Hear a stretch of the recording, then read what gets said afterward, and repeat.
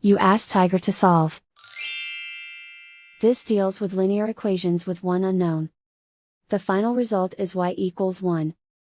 Let's solve it step by step. Group all y terms on the left side of the equation. Add 2y to both sides.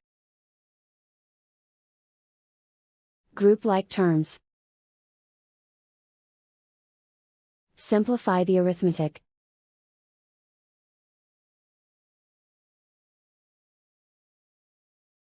Group all constants on the right side of the equation. Add 4 to both sides. Simplify the arithmetic.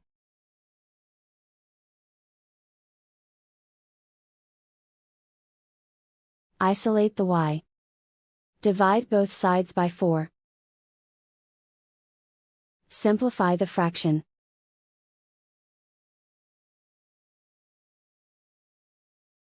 And so the final result is y equals 1.